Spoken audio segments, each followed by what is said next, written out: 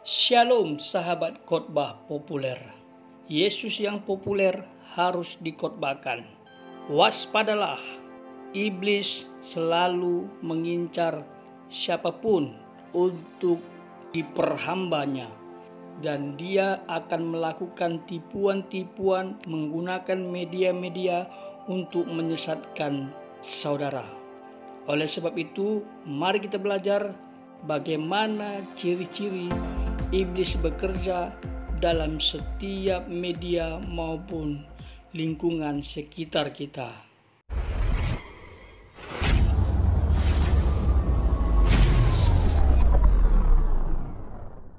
Apakah keris itu bisa mengeluarkan uang itu, Pak? Keris mengeluarkan uang itu sulap, betulnya teknik aja. Bohong ya ini. Dulu zaman saya belum bertobat, ada pusaka dari leluhur saya, Ya. itu kerisnya itu berlekuk 13. Nah itu kalau dia itu dimantrai, Ya.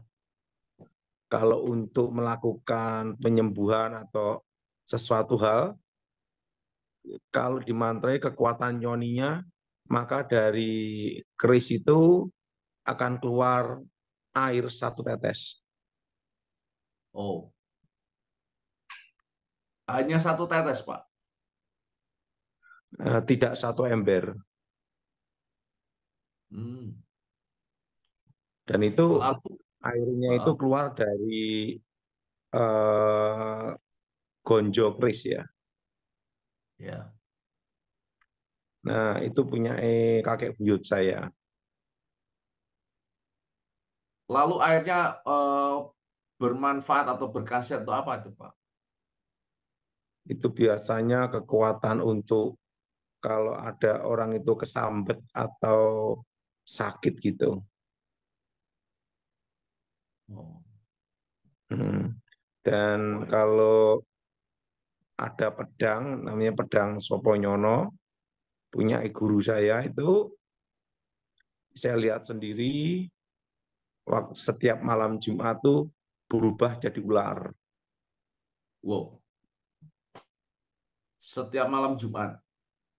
Ya, ularnya itu besar, sebesar gelugu kelapa itu. Kalau di desa kan, di kampung itu kan ada wung-wungan gitu toh. Ya. Ularnya itu besar itu, jenis kayak ular sanca ya. Ya. Nah setelah itu, ularnya itu minum air kembang, setelah minum berubah jadi pedang lagi. Wow. Itu hanya malam Jumat, Pak ya? Kenapa harus malam Jumat, Pak? Kan malam Jumat itu gini ya, yang disebut Sabat Yahudi, hari ke-7 itu hari Sabtu. Ya. Hari yang ke-6 itu adalah Jumat. Jumat. Nah, hari ke-6 itu kan Tuhan menciptakan manusia dan memberkati manusia beranak cuculah dan kuasai bumi. Ya. Nah, lawan dari Tuhan itu adalah setan.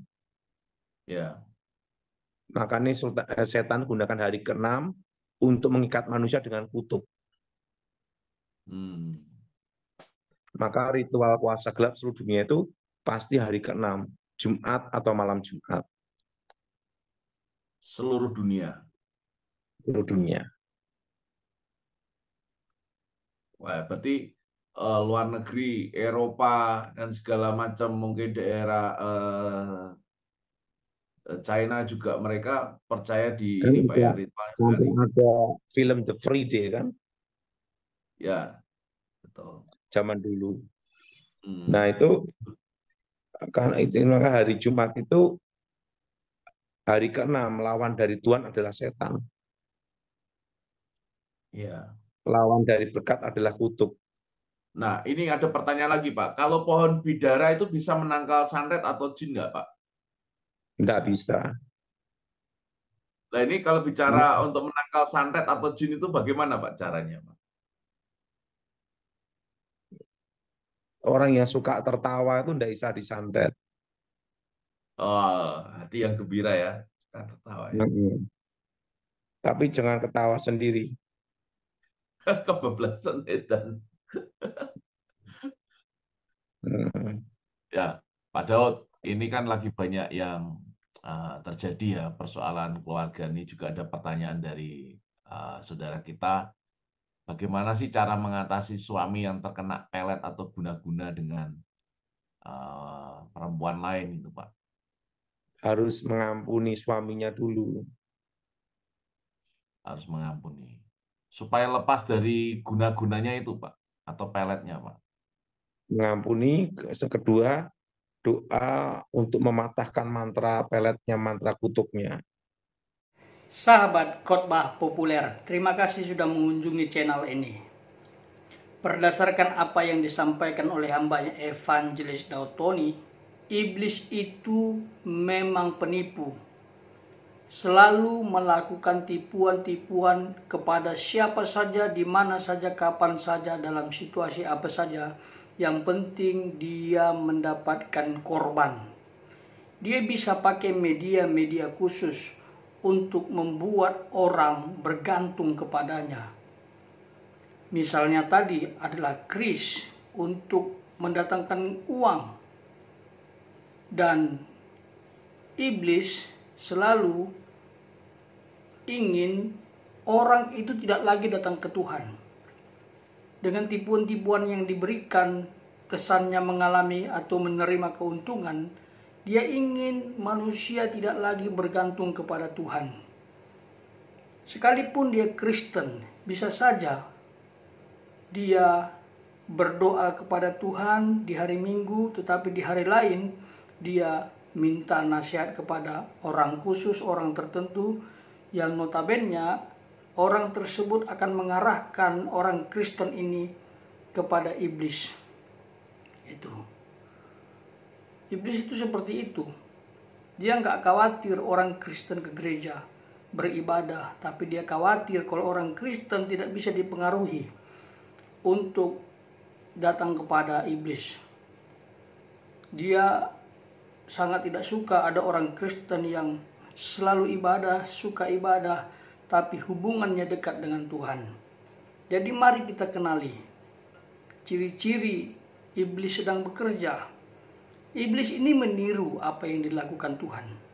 Tuhan itu kan memang sering menggunakan media-media untuk menyatakan kuasanya.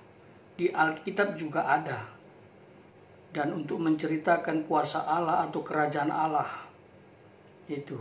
Jadi iblis juga pakai media-media khusus untuk orang itu tidak lagi minta kepada Tuhan, karena media yang ada di sekitar kita bisa dipakai dan itu praktis kan. Itu. Jadi hati-hati ya. Hati-hati. Yang benar itu untuk uang, untuk jabatan, untuk kekayaan kita dapatkan itu ya kerja keras dan mengandalkan Tuhan. Ora et labora, berdoa dan bekerja. Dan jangan neraca serong, jangan menipu.